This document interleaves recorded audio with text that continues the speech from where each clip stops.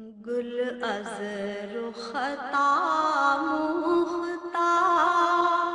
نازک بدنی را بدنی را بدنی را بدنی را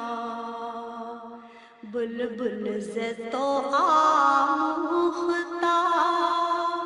شیرین سخنی را سخنی را. ذاتی نام محمد اور احمد کے علاوہ آپ صلی اللہ علیہ وآلہ وسلم کے صفاتی نام بے شمار ہیں، جن میں ایک نام مبارک اولا بھی ہے۔ اولا کا معنی ہے سب سے بہتر۔ چونکہ سرکار دو عالم صلی اللہ علیہ وسلم تمام جہانوں میں سب سے بہتر ہیں، تمام انسانوں میں، اور بالخصوص سب سے بڑھ کر کے جو سب سے افضل طبقہ انبیاء علیہم السلام کا ہے، انبیاء علیہم السلام کے طبقے میں سے بھی سب سے افضل امام کائنات امام الانبیاء محمد رسول اللہ صلی اللہ علیہ وسلم ہیں۔ اللہ جل شانہ کے بعد آپ صلی اللہ علیہ وآلہ وسلم کائنات میں سب سے بہتر ہیں۔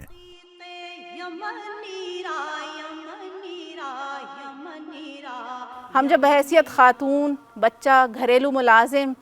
ایون ہم دیکھتے ہیں کہ جانوروں کے حقوق بھی نبی کریم صلی اللہ علیہ وسلم نے بتائے۔ انہوں نے ان کو بھوکا رکھنے سے منع فرمایا، انہوں نے اس پر وعید فرمائی کہ اگر کوئی اپنے پالتو جانور کا خیال نہیں رکھتا، اس کو بھوک پیاس میں مبتلا کرتا ہے۔ نبی کریم صلی اللہ علیہ وسلم نے صحابہ کو منع کیا کہ وہ چونٹیوں کے بل کے پاس نہ جائیں۔ نبی کریم صلی اللہ علیہ وسلم نے ماحول کا خیال رکھا اور درختوں کے کاٹنے سے اور پانی کے ضائع کرنے سے منع کیا۔ تو میں سوچتی ہوں کہ نبی کریم صلی اللہ علیہ وسلم کی زندگی تو ایک ٹوٹیلٹی ہے، ایک کل ہے، جس کا تعلق ہماری زندگی کے ہر پہلو سے ہے، خواہ وہ ماحولیات ہو، خواہ وہ جانور ہوں، خواہ وہ ہمارے زیر دست طبقات ہوں، ملازم ہوں، غلام ہوں، بچے ہوں، بوڑھے ہوں یا عورتیں ہوں۔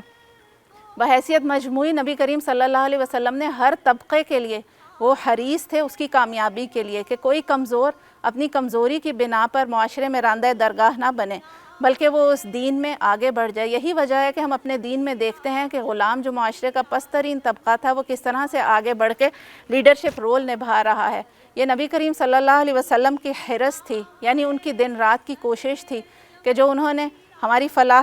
کے لیے کی۔ آپ صلی اللہ علیہ وآلہ وسلم کا یہ نام مبارک قرآن کریم میں بھی مذکور ہے۔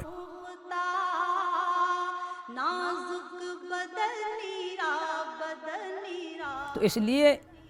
نبی علیہ السلام کو اولا کہا گیا، اور یہ نام نامی اسم گرامی یہ قرآن کریم کی اس آیت سے ماخوذ ہے، النبی اولا بالمؤمنین من انفسہم، کہ نبی صلی اللہ علیہ وسلم مومنین کے ساتھ خود ان کی جانوں سے بھی زیادہ قریب ہیں، خود ان کی جانوں سے بھی زیادہ حقدار ہیں۔ اور پھر اس قرب کو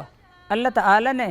آگے دوسرے لفظوں میں یوں بیان فرمایا، وَأَزْوَاجُهُ أُمَّهَاتُهُمْ، کہ رسول اللہ صلی اللہ علیہ وسلم کی جو ازواج مطہرات ہیں یہ امت کی مائیں ہیں، اور ان کے ساتھ رسول اللہ کی وفات کے بعد نکاح کرنا، شادی کرنا جائز نہیں ہے۔ وہ خدا نہیں، بخدا نہیں، مگر وہ خدا سے جدا نہیں۔ وہ ہیں کیا مگر وہ ہیں کیا نہیں، یہ محب حبیب کی بات ہے۔ عمومی طور پر ہم جن گھروں میں رہتے ہیں یا جہاں پہ ہم کام کرتے ہیں، ہمارے دفاتر ہوتے ہیں، ہم ان کو مختلف طریقوں سے سجاتے ہیں۔ جیسا کہ مغرب میں بہت زیادہ رواج ہے کہ اپنے گھروں میں ڈرائنگ رومز میں پینٹنگز لگائی جائیں، لیکن ہمارے ہاں یہ پینٹنگز کے ساتھ ساتھ خطاطی کا بھی رجحان ہے۔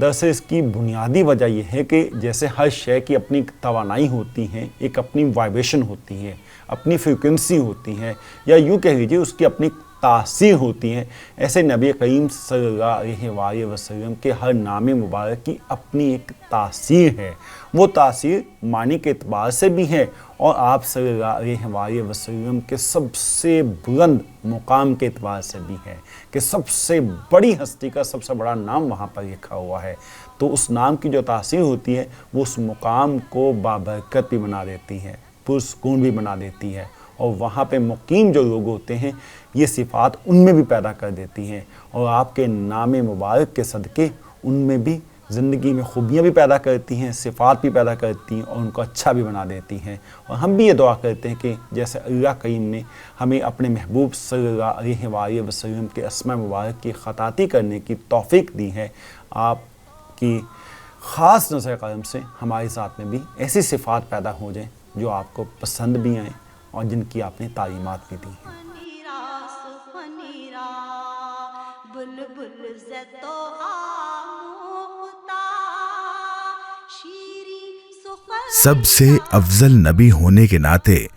آپ صلی اللہ علیہ وآلہ وسلم کی امت پر فرض ہے کہ آپ صلی اللہ علیہ وآلہ وسلم سے محبت بھی اعلیٰ درجے کی جائے۔ اس کے لیے نبی علیہ السلام فرمایا لا یؤمن احدکم حتی اکون احب الیہ من والدہ و ولدہ والناس اجمعین۔ اس وقت تک کوئی شخص مومن نہیں ہو سکتا جس وقت تک میں اس کو اس کی ذات سے زیادہ، اس کے والدین سے زیادہ اور اس کی اولاد سے زیادہ محبوب نہ ہو جاؤں۔ تو نبی علیہ السلام خود تو امت کے قریب ہیں، لیکن رسول اللہ یہ چاہتے ہیں کہ امت بھی مجھ سے محبت کر کے یہ میرے قریب ہو جائے، اس لیے فرمایا کہ محبت اس پائے کی اور اس معیار کی ہونی چاہیے کہ وہ اپنی ذات سے، اپنی اولاد سے، اپنے والدین سے اور تمام مخلوق سے زیادہ وہ محبت مجھ سے کرے، میں اس کا محبوب بن جاؤں۔ ایسی محبت مطلوب ہے۔